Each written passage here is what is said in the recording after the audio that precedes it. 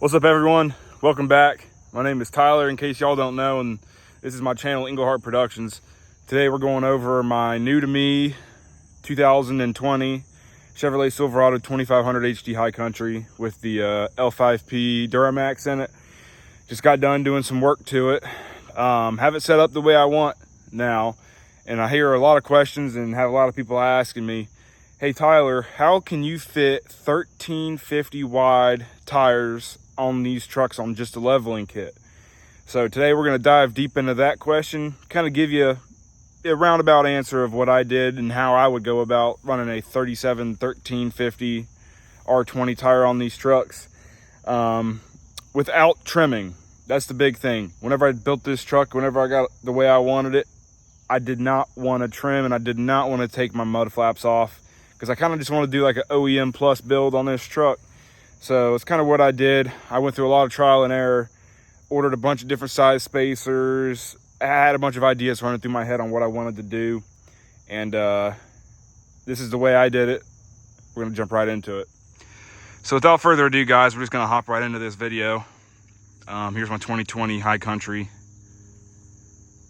Went with a 3-inch Cognito leveling kit on this truck. Now this was already done whenever I bought it, this Cognito leveling kit.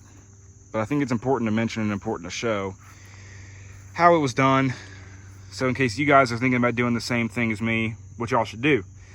So like I said, it's a 3-inch Cognito leveling kit. The original owner and previous owner optioned for these King's remote reservoir shocks. He also went with these Kryptonite upper control arms, Kryptonite upper and lower ball joints, Kryptonite center link, Kryptonite idler and pitman arms, Kryptonite death grip tie rods, excuse me. So he has this truck set up really well. He also opted to have these Airlift Performance 7,500 pound airbags in the rear. I forgot to mention, I don't know how well you guys can see that. There's the airbags. And there's the King shocks for the rear as well. But the previous owner really did put a lot of money into this truck and the suspension, and that's kind of where I took over.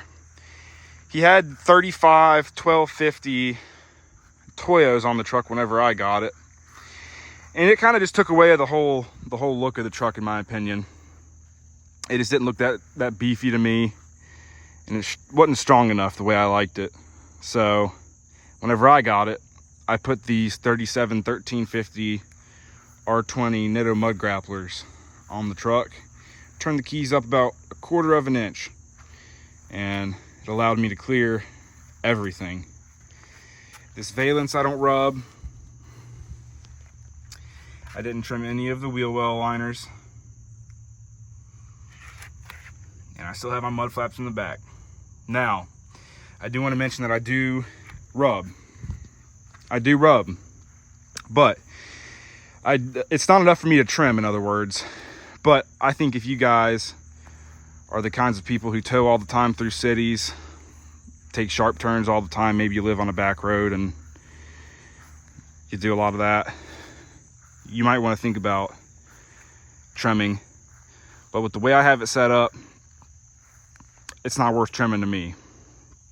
So we're gonna take a deeper look at the suspension and what I did to clear it, and how these tires look with my spacer set up. So without further ado, let's get into it. Now, I do think it is important to mention to you guys that I do rub. If any of you guys are aware and own these trucks, it is hard to run a 1350 without rubbing. But to get the look that I wanted, the aggressiveness, without running a 1250 wide tire, you have to make sacrifices. So with GM's awesome square wheel well design, makes it really hard to run any sort of wide tire, or big tire for that fact, without really just hacking into your front bumper and stuff. So I am going to include some pictures, if I can get them to fit right here, on both the driver and passenger side front tires. I still get quite a bit of turning radius, and I'm very pleased with it still. But if you guys tow through cities or tow through towns a lot, making sharp turns, and you really need to get all that turning radius, you may think about trimming your wheel well liner and your rear mud flap, or just replacing the rear mud flaps and the mud flaps in general with Kelderman mud flap delete kits.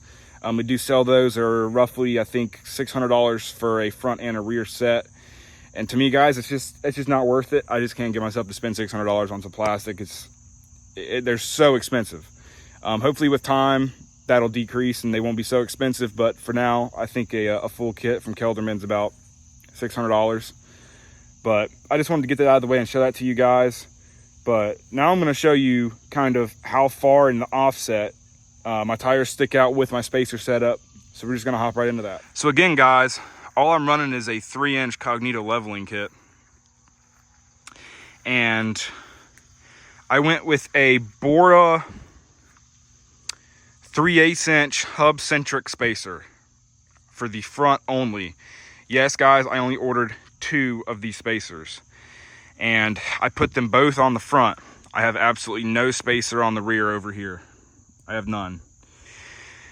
The reason I did this is so I could clear my upper control arms.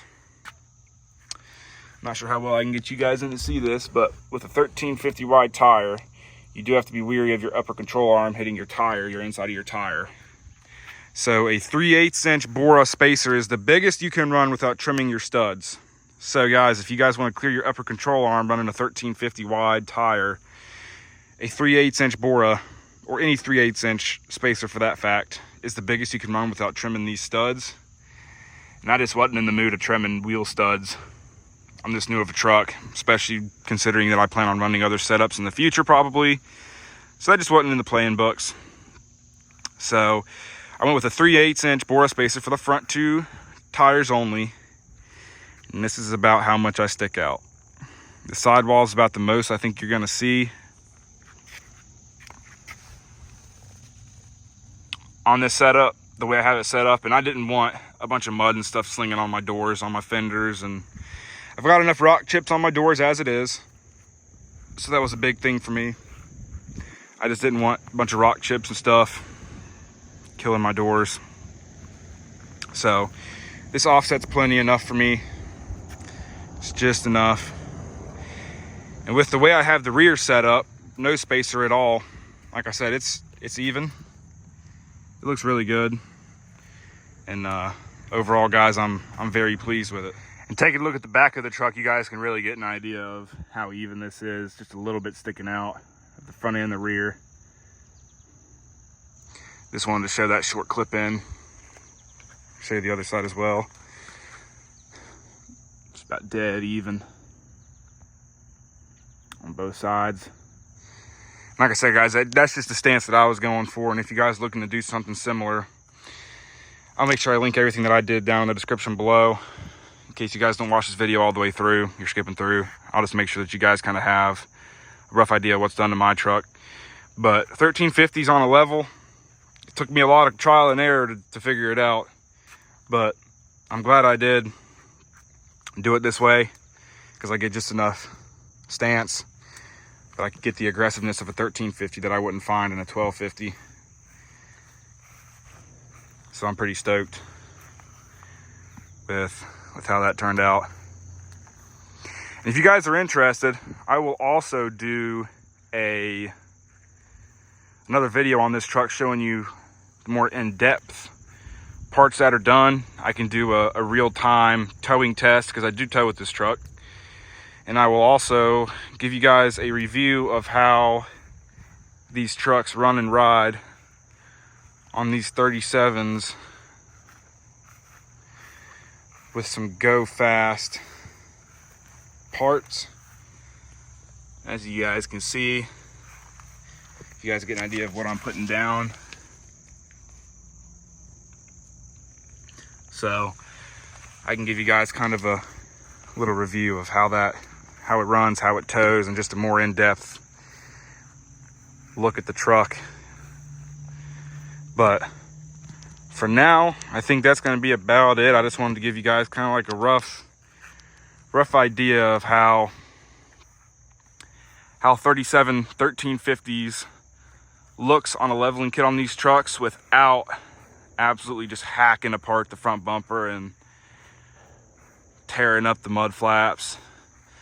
Just want you guys to be educated in the ways that you can run a 1350 wide tire, namely a 37, without having to trim and do all that stuff like most of these guys do around here. Just keeping it clean, keeping it OEM looking, just with a little bit of a touch. So yeah, guys, that was just my little overview and short little talk of how I was able to run these 37 1350 R20 tires on a leveling kit without trimming, without hacking up a bunch of stuff, while keeping it subtle and without having the tires stick out overly far. I was able to clear the front and the rear here. I cleared the front bumper and I cleared the mud flaps in the rear for the most part. I do still rub, but personally for me, I've learned to drive these trucks with rubbing. It's just part of the square wheel well liners that GM puts in place, but it's not a big enough deal for me to trim. I like the way it rides. These 37s ride really well. This Cognito leveling kit, I've always been pretty impressed with them, so no major complaints there. Just overall, it's really what I wanted out of this truck and pretty happy with it. So if you guys enjoyed this video, leave a thumbs up, leave a comment. If you guys really want to see more content, you can subscribe. And in the meantime, guys, I am going to hop off here and go about the rest of my day. But hope you guys enjoyed. Hope to see you guys in the next one. Peace.